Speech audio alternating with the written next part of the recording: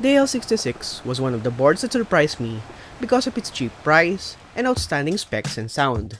Now, Yunzii is back with the AL68, and this might be the best budget 65% keyboard for its price. Let's quickly take a look at it. To disclose, Yunzii sent this for me to review, but all thoughts and opinions are mine. First thing you get out of the box is the manual booklet that contains all the information you need to set up the board, the cheat sheet for the supported shortcuts, and then the board itself, still wrapped in its plastic cover, and we'll take a look at that later. For now, let's look at the accessories, which includes extra keycaps and a red accent key, the simple Type-C cable, as well as the keycap and switch puller. Finally, the board itself. I've got mine pre-built in the black colorway with Coco B2 cream switches. First impressions, the keycap looks so nice, GMK quality even, but I'm getting ahead of myself. Let's start with the basics. Front and center is a 65% layout with a blocker on the bottom right that houses an RGB strip for your connection status, as this is a tri-mode board. On the top right lives a fairly big metal knob that is ratcheted and has its own button as well, set default for volume and mute. To the sides we see a nice and simple wedge profile, and to the center rear we see the Type-C port, a spot for the wireless dongle, as well as a 3-stage switch for wired, Bluetooth, and 2.4 GHz modes.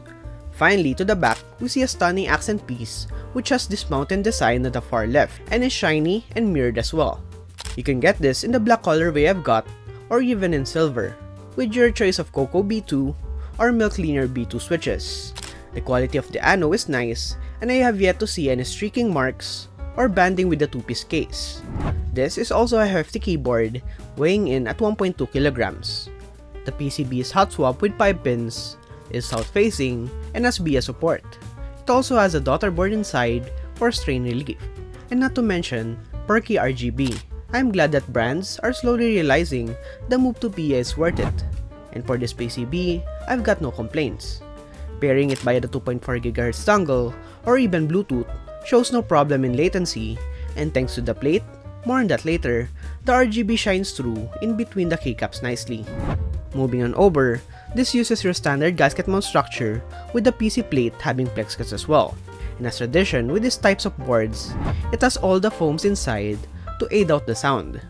The stabs are well tuned out of the box, and I can honestly say that you could rock this out all stock without any problems.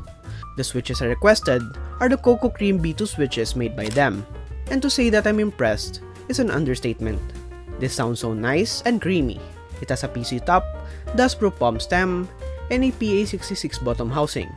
Not to mention, it lets light through no problem due to its translucent materials. It's pre-lubed out of the factory, and with its 50 grams of operation pores, it's just a perfect blend of everything. You'll hear it for yourself later. For now, let's talk about the thing that wowed me out of the box. The keycaps on this are straight up nice. They're double shot, PBT, and are thick. They feel nice to the hands to type on, and they're in the cherry profile standard. The legends and printing are GMK-like, and even the designs of the mod keys are literally the same. It feels like a carbon copy of Dolce, and I'm not complaining. I've opted for the red enter key, as this looks like the perfect board for my ThinkPad. And the last thing to note on the keycaps is that if Yunzii would ever sell this set separately, I'll be the first in line to get this for my tofu. It's just that nice. Let's quickly talk about the wireless performance and battery life of this keyboard. For some odd reason, this has 6000 mAh of battery, and I think that's overkill. But hey, if you want a long-lasting battery life, even with the RGB on, I wouldn't fault you for that. I've tried this with my Galaxy Tab via Bluetooth and my main PC via 2.4 GHz, and it didn't exhibit any problems at all.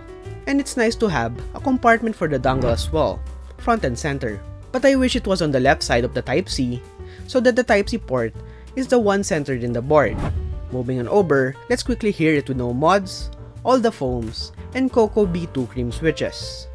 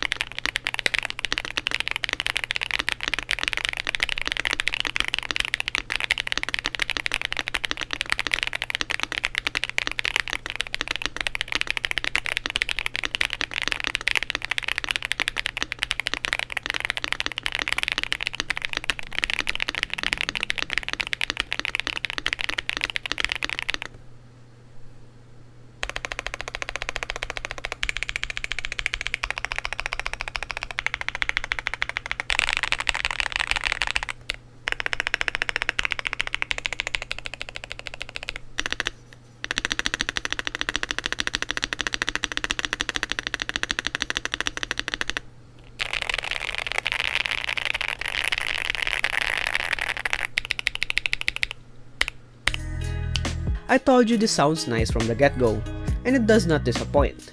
This might be the nicest sounding 65% I've ever heard from Yunzii, but that's partially because of the foams as well.